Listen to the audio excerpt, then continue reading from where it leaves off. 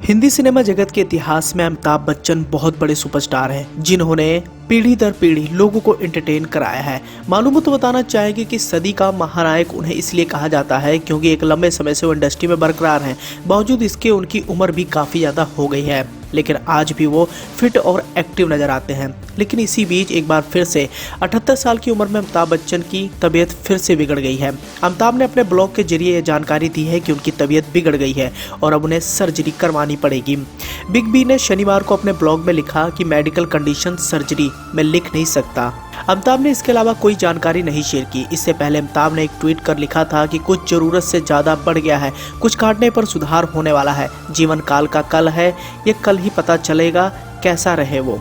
अमिताभ बच्चन की बात करें तो उम्र के ये सबसे बड़े पड़ाव पर आ गए हैं, लेकिन अभी भी ये फिल्मों में अपनी खासी रुचि दिखाते रहते हैं। लेकिन इसके साथ ही हम आपको इस बात की भी जानकारी देना चाहेंगे कि सदी के महानायक कहलाए जाने वाले अमिताभ बच्चन कई सारी बीमारियों से जूझ रहे हैं। इतने ही नहीं, बिग बी का 75% लीवर भी काम नहीं करता, बावजूद इसके वो बेहद एक्टिव रहते हैं।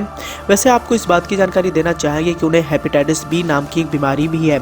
इसका पता उन्हें सन 2000 में चला था। यह बीमारी उन्हें उस दौरान लगी जब फिल्म कुली की शूटिंग के दौरान हुए हादसे के बाद उन्हें खून चढ़ाया गया था। फिल्म में हुए हादसे से बाद अमिताभ बच्चन 61 दिन तक अस्पताल में जिंदगी और मौत से लड़े थे और ये अमिताभ की जिंदगी से जुड़ा एक बहुत बड़ा हादसा था। हम आपको बताते हैं कि कुली की फिल्म की शूटिंग के दौरान आखिर क्या हुआ था। अमिताभ के साथ यह हादसा 24 जुलाई साल 1982 को बेंगलुरु में कुली की शूटिंग के वक्त हुआ था। एक्शन डायरेक्टर के मुताबिक फिल्म के एक फाइट सीन में पुनीत इस्सर का घूंसा अमिताभ के मुंह पर लगना था, जिससे वो एक टेबल पर गिरते हैं। सीन के डुप्लीकेट बॉडी डबल के सहारे की बात की गई, लेकिन अमिताभ इसे खुद करने पर जोर दे रहे थे ताकि सीन रियल लगे। सीन प्लान के मुताबिक शूट हुआ और पूरी तरीके से रियल लगा। सभी तालियां बजा रहे थे, अमिताभ भी मुस्कुराए, लेकिन तभी उनके पेट में हल्का दर्द शुरू हुआ। टेबल का एक कोना उनके पेट में बुरी तरीके से चुभ गया था। सभी को ये चोट मामूली लग रही थी क्योंकि खून की एक बूंद भी नहीं निकली थी। अमिताभ होटल में आराम करने चले गए, लेकिन दर्द कम नहीं हुआ। अगले दिन यानी 25 जुलाई को यह दर्द कम होने के बजाय और भी ज्यादा बढ़ गया और सभी लोग हैरान हो गए। फिर उन्हें अस्पताल ले जाया गया, एक्सरे हुआ, लेकिन डॉक्टर्स को कुछ भी समझ नहीं हो पाया कि आखिर अमिताभ बच्चन को ये दर्द क्यों इतना ज्यादा हो रहा है। हालांकि डॉक्टर कुछ नहीं समझ पाए। इसके बाद अमिताभ को उन्होंने नींद की गोली देकर सुला दिया गया।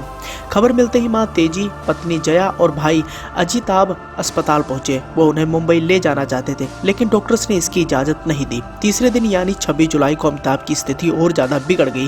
तभी वेलोर के जाने माने सर्जन HS भट्ट वहां आए हुए थे। यूनिट के कई बार आग्रह करने के बाद डॉक्टर भट्ट अमिताभ का केस स्टडी करने के लिए तैयार हुए। उन्होंने रिपोर्ट देखने के बाद कहा कि यदि दवाओं से आज अमिताभ की हालत नहीं सुधरी तो कल ऑपरेशन करना पड़ेगा। 27 जुलाई को डॉक्टर्स ने ऑपरेशन का फैसला लिया। उन्होंने पेट चीरकर देखा तो सभी लोग हैरान हो गए। अमिताभ के पेट की झिल्ली के अंगों को जो जोड़े रखती है और केमिकल से उन्हें बचाती है, वो झिल्ली फट चुकी थी।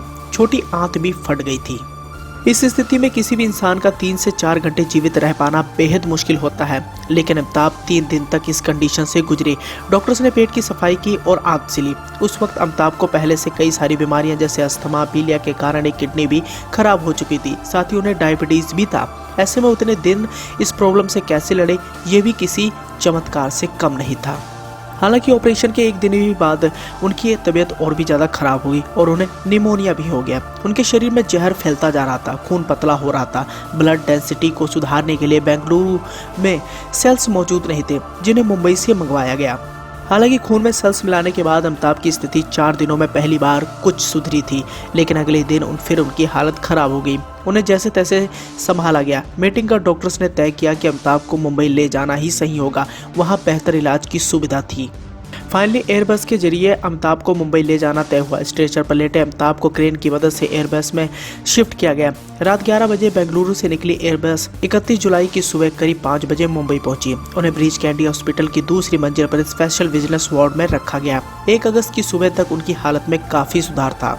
हालांकि 16 अगस्त को आखिर अमिताभ की सेहत में सुधार हुआ। वो खाने पीने लगे और कुछ कदम चलने भी लगे। लगातार उनकी सेहत में सुधार होता गया। 24 सितंबर के दिन आखिरकार अमिताभ को ब्रीच कैंडी अस्पताल से छुट्टी मिल गई। लोगों की बेकाबू भीड़ उनका इंतजार कर रही थी। ठीक होने पर अपने प्रशंसक का धन्यवाद करते हुए अमिताभ ने कहा था कि जिंदगी और मौत के बीच ये एक भयावह अग्नि परीक्षा थी।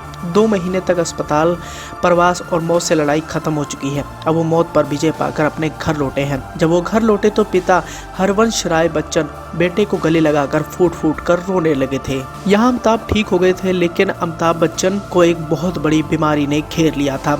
इलाज के लिए जरूरी खून की कमी को पूरा करने के लिए करीब 200 लोगों ने ब्लड डोनेट किया था, क्योंकि उस समय अमिताभ की सेहत की सुधार के लिए कई सारे लोगों ने दुआएं भी की थी। उन्हीं में से डोनेट करने वाले एक शख्स का खून हेपेटाइटिस बी से ग्रस्त था, जो ब्लड लेने के दौरान अमिताभ बच्चन के अंदर भी आ गया और इस बीमारी से अमिताभ बच्चन आज भी जूझ रहे हैं।